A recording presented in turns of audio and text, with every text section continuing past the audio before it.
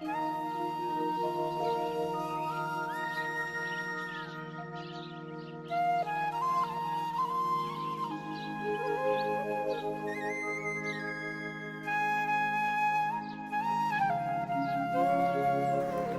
15.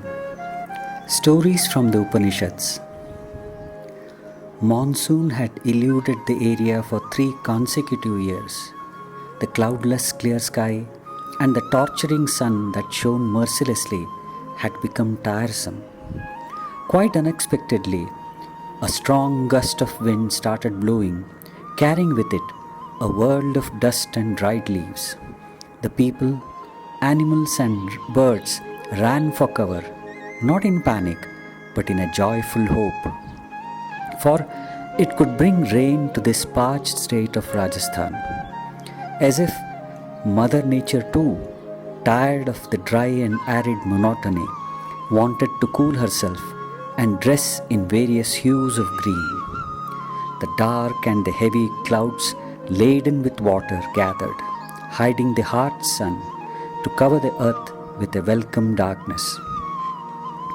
The gale of dust gave way to a cool, refreshing breeze.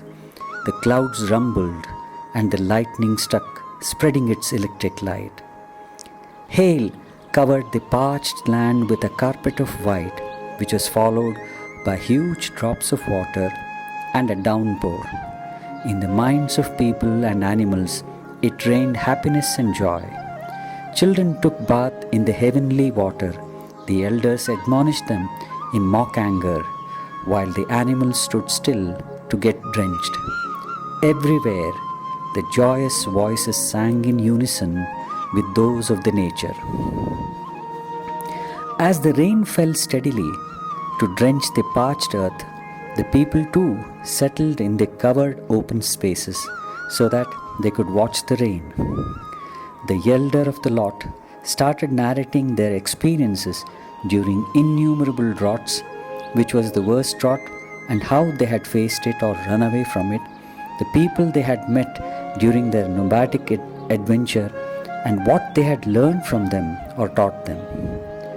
As the clouds continued pouring, the elders poured out their experiences.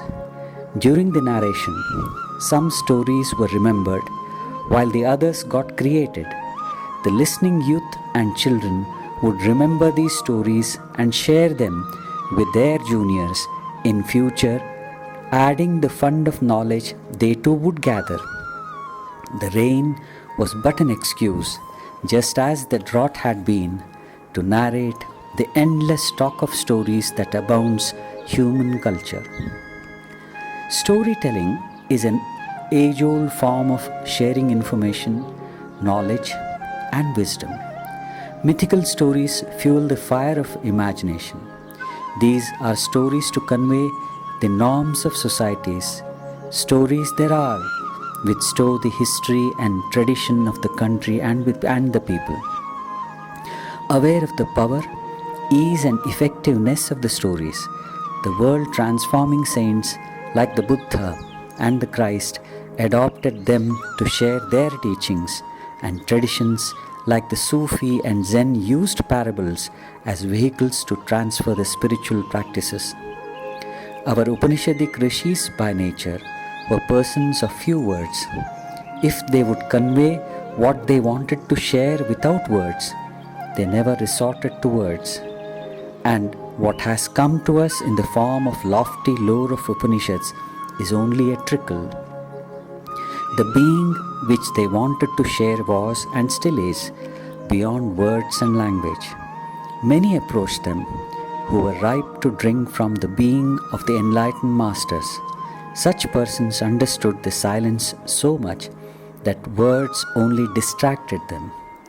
In his Dakshinamurti Stotram, Shankara Bhagavatpada observes, Mauna Vyakhya Prakatita Parabrahma Tattvam Yuvanam Chitram Vadataror Mule Vruddha Shishya Guror Yuva Gurostu Mauna Vyakhyanam Shishyastu Chinna Samshayaha. The young Guru who teaches the wisdom of Brahman through silence. Strange indeed, under the tree were the aged disciples around the youthful Guru. He taught them with silence, and the doubts of his disciples were all dispelled. But then, not everyone had the eligibility to get attuned to the beings of the masters.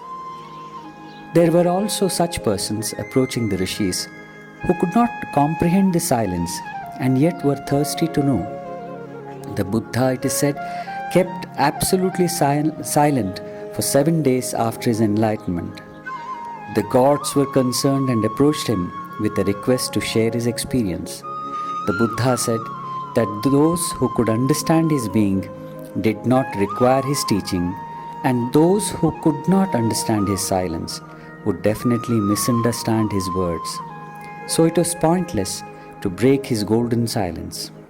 The gods observed there was also a third category who were in a state where they definitely could not understand his silence, but they were in such a position that all they needed was a little push from persons like the Buddha, and his words could trigger the very state in them. Though such persons were rare indeed, it was worth his effort, and so the Buddha broke his silence and spoke for almost 40 years. He used to say that 999 out of 1,000 would misunderstand the words, and only one person could understand and derive benefit from the words. But for that one, even in a million, he was ready to exert till his last breath. The ratio of receptive seekers to that of others has always been the same even today. But unlike the Buddha, the Upanishadic rishis hardly moved out of their mountain or forest retreats and only spoke for the select few among those who approached them. In all compassion, they used words so effectively that those who could listen could get the taste of their ecstasy. They resorted to allegories, similes, parables, and even paradoxes. In this sense, they too used the story narration quite effectively. We, however, should be careful to see that the story is not mistaken as the teaching, but take it as a vehicle which takes us to the door of the truth. The Upanishads give out great hints to point at the instructions and teachings. The purpose of the present essay is only to give glimpses into some of the stories and their teachings. All religions have tried to change the animal in man and to nurture the nobler feelings, sensitivity, compassion, and love.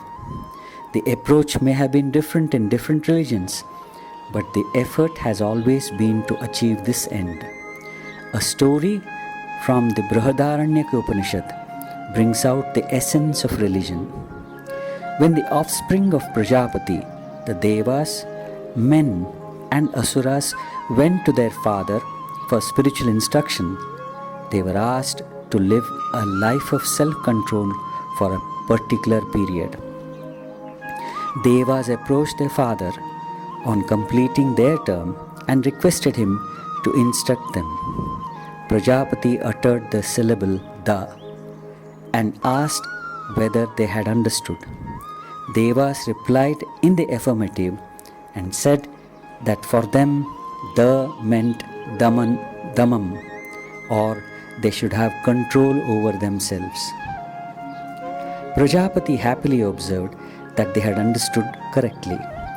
Then the men appealed to Prajapati to instruct them.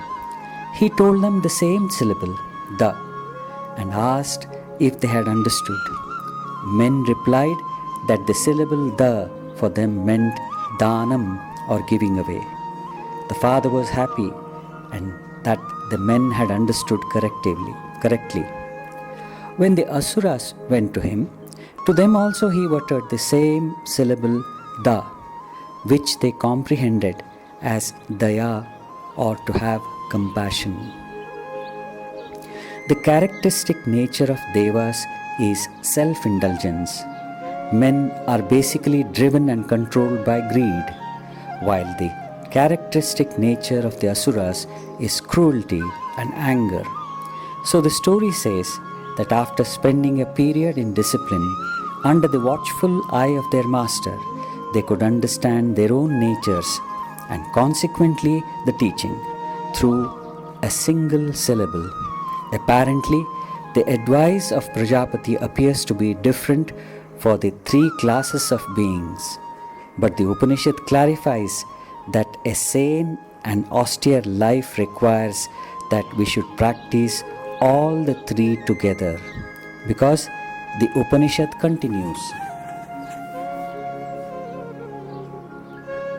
Tadevaisha Devi Vaganuvadati Sthana itnuhu da iti Damyata Datta Dayadvamiti Tadetatraya Trayagum Shikshedyamam Danam Dayamiti. That very thing is repeated by the heavenly voice, the cloud, as the.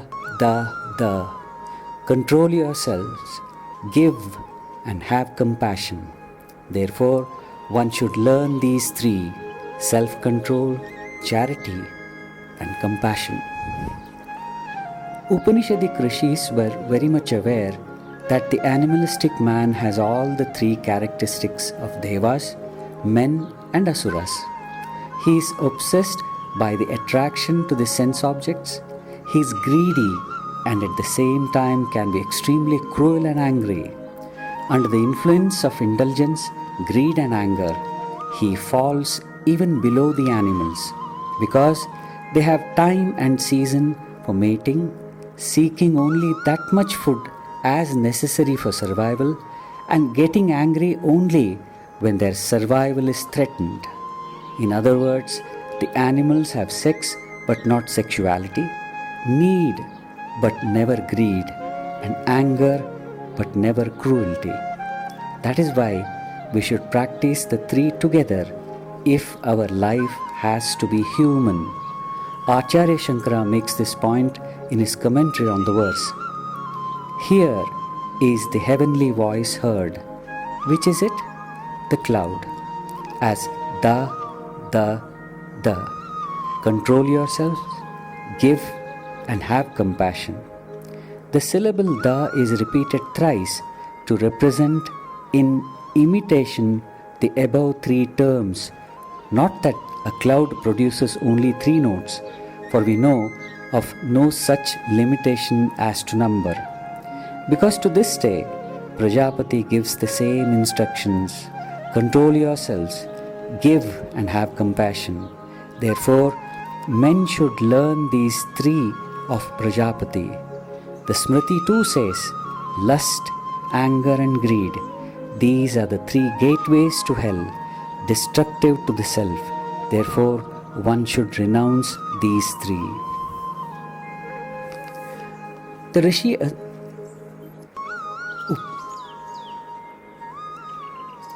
Rishi associates this teaching with the eternal phenomenon of the cloud thunder, as it is relevant for all times, past, present as well as future. If we were to only follow this triple instruction of self-control, charity and compassion, the world would be a wonderful place to live. All the religions in all the corners of the globe want humanity to follow the triple instruction, though the method may differ. To inculcate the control over the senses, fast, vigil, and such other practices are suggested. The people are asked to mark some of their income for charity, and every religion wants its followers to develop compassion and love. Truth is not only eternal, but is ever available to those who have an open mind to receive it. Indian tradition has always respected and been receptive towards it, no matter from where it has originated, because we have the conviction that since it is eternal, anyone can receive it and can share it with others who haven't experienced it. If Socrates or Jesus the Christ or Al-Hillaj Mansoor were to be born or even came here to teach, we would have definitely given them a very patient listening and would have even worshipped them as saints.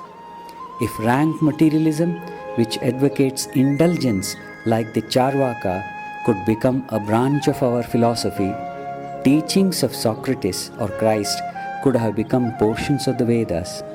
Such openness of mind has been embedded in our very nature since the Vedic times. Rig Veda, the most ancient of our scriptures, in its first mandala observes, Ano Bhadraha Ratavo Yantu Vishwataha. May noble thoughts come to us from everywhere. Openness of mind is mandatory not only for those who take up spiritual quest, but also for any scientific inquiry. A story from the Chandogya Upanishad illustrates the glory of openness of mind. Shvetaketu, the grandson of Aruni and son of Gautama, went to the court of Pravahana, son of Jivala. On seeing him, King Pravahana asked whether Shvetaketu had been instructed by his father. When he got an affirmative reply, he asked Shvetaketu 5 questions for testing his knowledge. Shvetaketu was not able to answer even a single question. Pravahana asked Shvetaketu that if he did not know the answer for even one single question, why did he claim that he had been instructed? Shvetaketu was very sad and returned to his father and complained that without instructing him, his father had declared that he was instructed. In the court of Pravahana, he had not been able to answer any of the 5 questions asked by the king. When Gautama the father was told about the questions, he confessed that he too did not know the answers for these questions, and that had he known, he would have shared that knowledge. Both of them reached the court of Pravahana, who received them with honor and offered them royal gifts. In lieu of the gifts, Gautama sought answers to the 5 questions asked to Shvetaketu by the king. Gautama was a Brahmana sage and hence apparently superior to Pravahana, who was a Kshatriya. Moreover, Gautama was a teacher having his own Gurukula.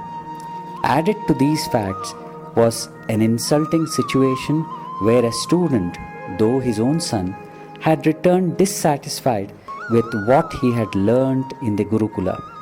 But his Satyanishtha, love for truth, and the thirst to learn made him ignore the embarrassment and to proceed to King's court and learn. The king too on his part gave respect due to a sage and taught him in all humility without any feeling of superiority.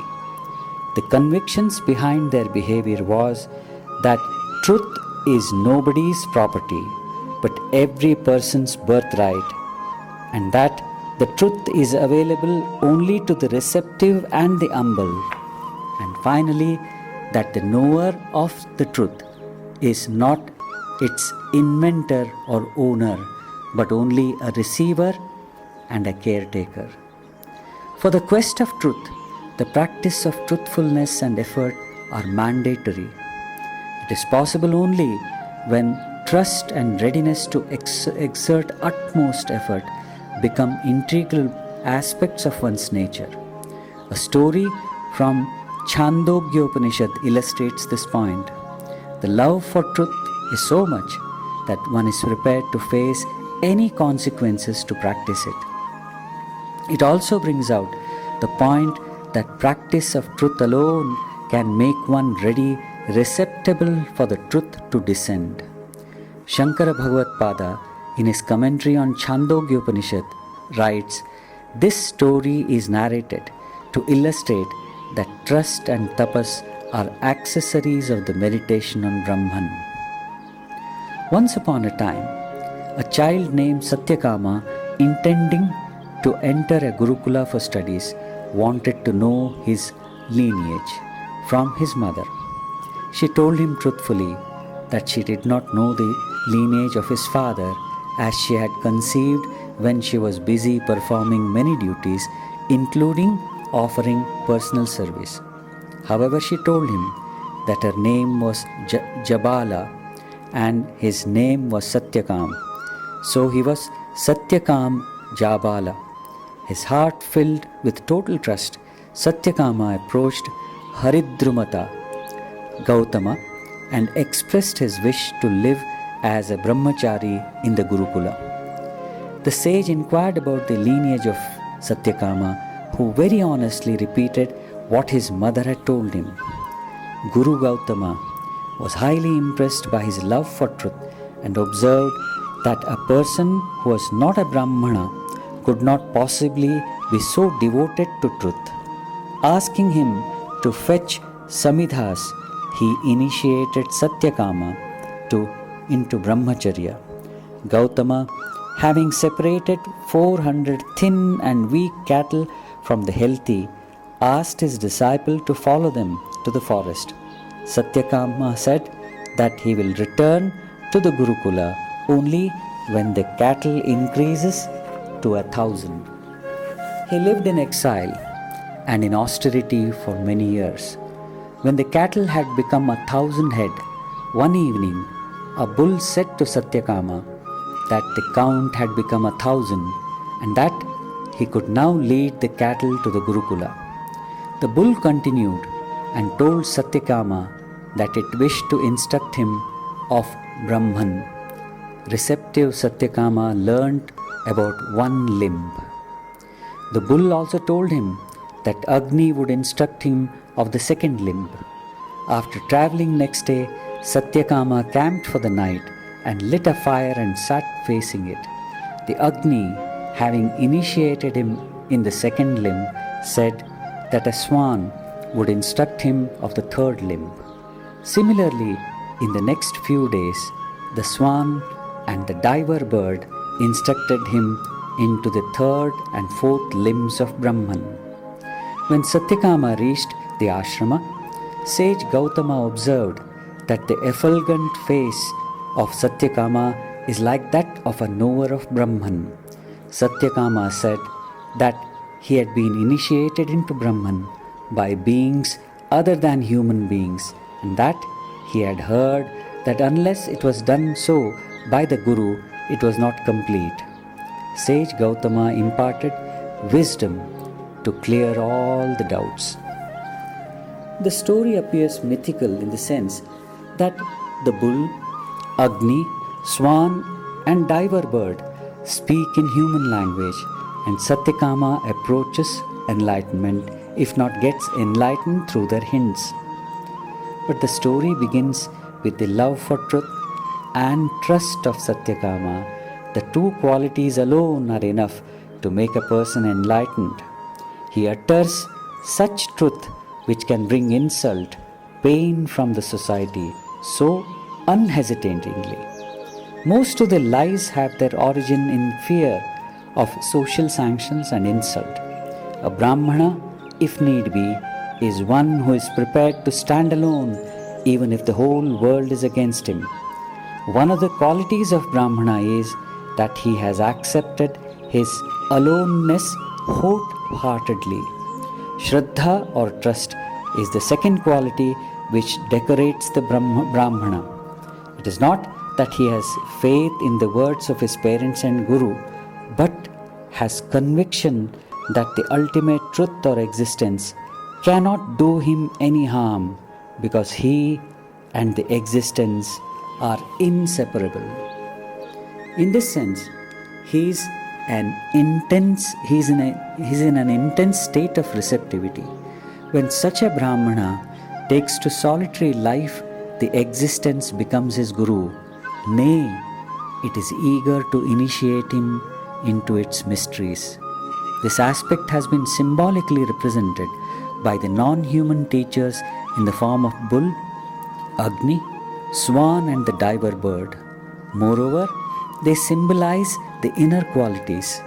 The bull represents strength, Agni, awareness, Swan, discrimination, and diver bird, Antaramukhara.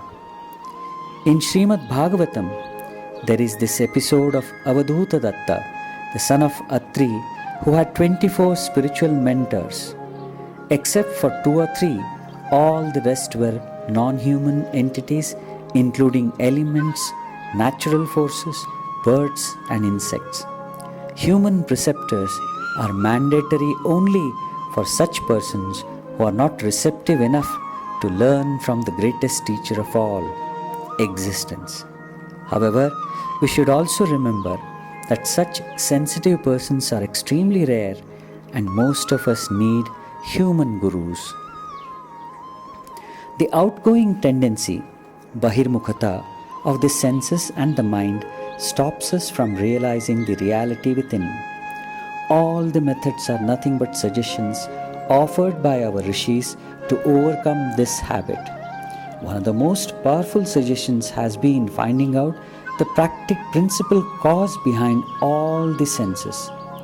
Brihadaranyaka narrates a story to illustrate this method of going within. Once, the organs of speech, hearing, mind, and generation had a dispute over their respective greatness. Unable to resolve the issue, they went to Prajapati and asked him to give his judgment. Instead of pointing out who amongst them was the supreme, he said that when the Supreme One departs, the body becomes wretched. The organ of speech went out. After staying a whole year, out it came back, and asked others as to how they managed without speech. They replied that they lived just as the dumb people do, without speaking through the organ of speech, but living through the vital force, seeing through the eyes, hearing through the ears, knowing through the mind, and having children through the organ of generation.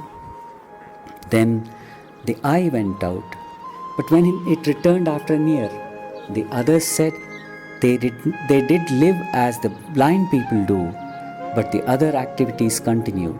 Similarly, the ear, the mind, and the organ of generation went out in turns with the same result. But when the prana was about to go out, it uprooted all other organs. The Upanishad says, as the mighty horse from Sindh pulls out the pegs to which his feet are tied, they pleaded prana not to go out, as they cannot possibly live without it. This anecdote is just an allegory. Acharya Shankara in his commentary on this section writes, this conversation among the organs is imaginary, devised to teach how a wise man should test the greatness of his instruments. It is thus that a wise man finds out who is the greatest among them. That mode of testing is presented in the form of a conversation. For otherwise, it is absurd to think that each one of the organs which work together can actually go out by turns for the interval of an year, and so on. Therefore, only the wise man who wants to know for the purpose of meditation reasons in this way to discover the greatest of the organs. The Devas or the gods represent the forces of light, while the Asuras or demons represent forces of darkness in Indian mythology. There is constant struggle and animosity amongst them. The Brihadaranyaka Upanishad observes,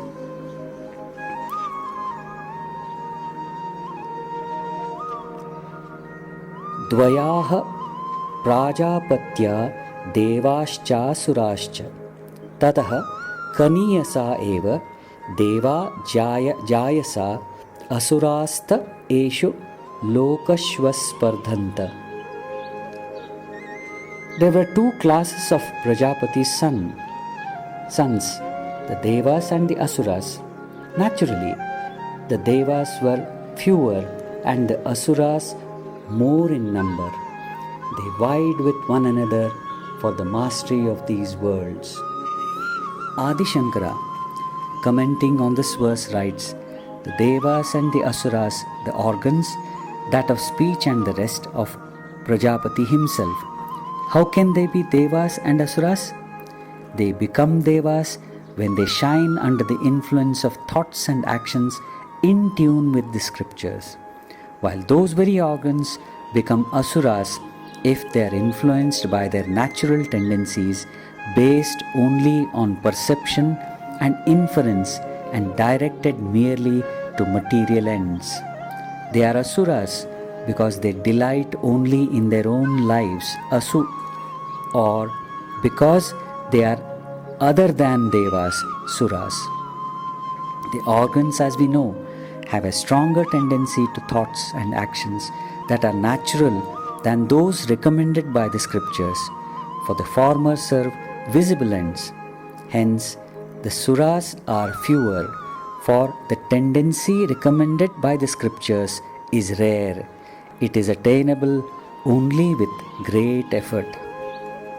If we combine this interpretation of Devas and Asuras with those given in the story already discussed earlier, that is, Devas are indulgent and Asuras are cruel by nature, we'll be able to really appreciate another fascinating story. Worry, tension and anxiety that pester us all the time, even in our day-to-day life, originate in ahankara or I-do-ness. It is the ahankara which creates a web of expectations from others and our own actions. This again is one of the greatest obstacles on the spiritual path. The persistent sense of doership, experiencership and knowership, which creates a great burden on the body and mind of the seeker. This sense of doership has spelt doom for many a seeker, unless the seeker keeps this constantly in his mind. There will be no difference between worldly effort for gaining material ends and the spiritual practice. A story from Kenopanishad, perhaps one of the deepest, if not the deepest in all the Upanishad, tries to illustrate this aspect. It is said that Brahman obtained victory for the Devas. Though the victory was due to Brahman, the Devas became elated and thought that the victory was due to their effort and that the glory belonged to them alone. Knowing this, Brahman appeared before them as a yaksha or adorable spirit. Wanting to find out who the yaksha was, they deputed Agni, the deity of fire, for the work. When Agni approached the yaksha, he was asked who he was. In reply, Agni said that he was verily Agni and was known for his Jataveda, near omniscient. The yaksha then asked him about his powers. With pride, Agni said that he could burn anything, whatever there was in the universe. The yaksha placed a straw before him and asked him to burn it. However, Agni failed to burn it and withdrew to his companions and expressed his inability to find out Yaksha's identity. The Devas then deputed Vayu for the work, who approached the spot. When asked who he was by the Yaksha, he said that he was Vayu and was known as Matarishva, the courser of atmosphere. Yaksha asked Vayu about his power, who with pride told that he could blow away everything, whatever there was on earth. The same piece of straw was placed in front of him by the Yaksha to be blown away. Vayu failed to blow off the straw and retreated to express his inability to find out the Yaksha's identity. Noting that the two of their mighty companions had failed to know about Yaksha, they appealed Maghavan, powerful, one of the names of Indra, to do the difficult work. When he hastened to the spot, he was surprised to note that the Yaksha had disappeared from the view, and in that very spot, Indra beheld wondrously effulgent Uma, the daughter of the snow-clad mountain Himavat. Indra asked her about the Yaksha. The three Devas were defeated in their common mission. Of them, Indra had not even the privilege of conversing with the Yaksha, but all of them had a cleansing experience as their egotistic self-sufficiency received a good jolt. In this sense, they were recipients of the grace of Brahman, who dwells in the hearts of all beings as their own selves. Shankara Bhagavad Pada, in his commentary on the second verse, explains the motive that prompted Brahman to appear before the Devas in the form of Yaksha. Brahman verily is the thinker of all thought. He is the power behind the senses and the mind of all beings. As such, he knew the wrong notion in the minds of the Devas. He did not like the idea that the Devas, like the Asuras, should, through self-esteem, proceeding from ignorance of their true self, come to grief. And so, desiring to bless the Devas by removing their ignorance, and moved by compassion and the desire to do good to them, he, Brahman, appeared before them in a wondrous and awe-inspiring form produced by the glory of his yoga power. At the approach of Indra, Yaksha vanished. Indra was baffled, as he was using the mind to find the identity of the Yaksha.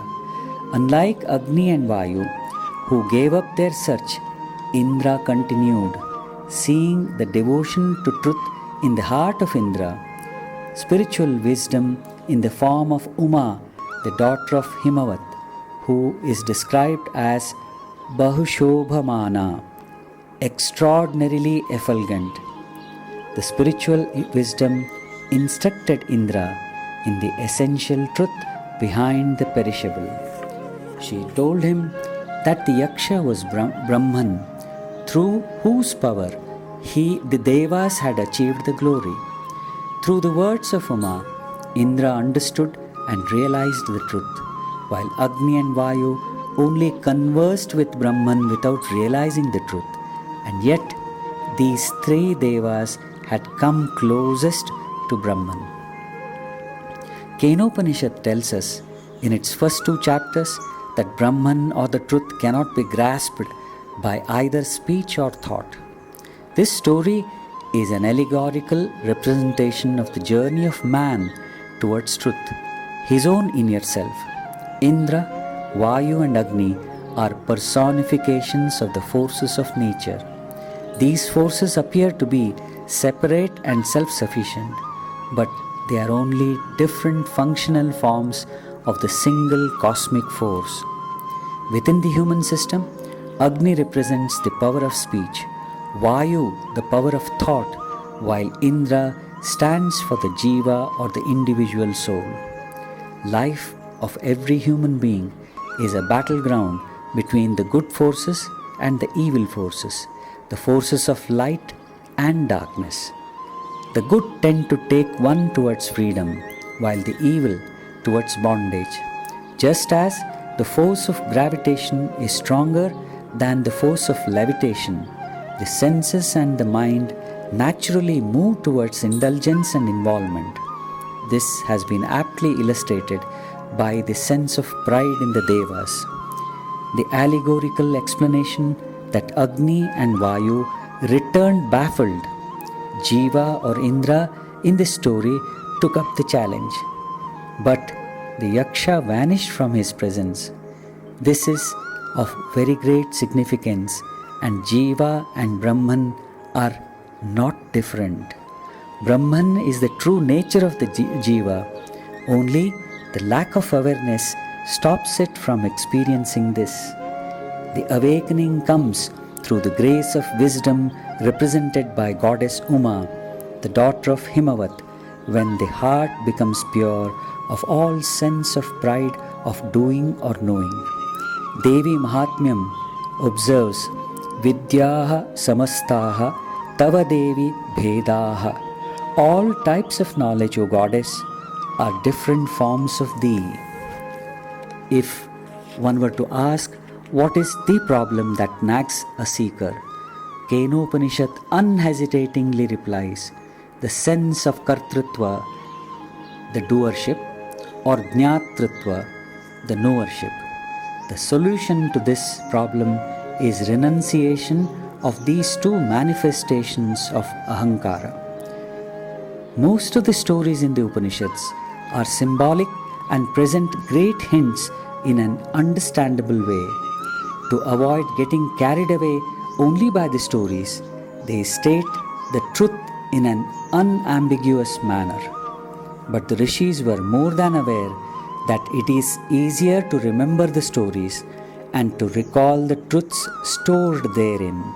Perhaps they want to evoke the innocent child in each seeker, and it is more possible that they narrated these stories in their childlike innocence because they were, as we all are, the children of one truth, the only difference being that they were aware of their divine parent while we are yet to do so.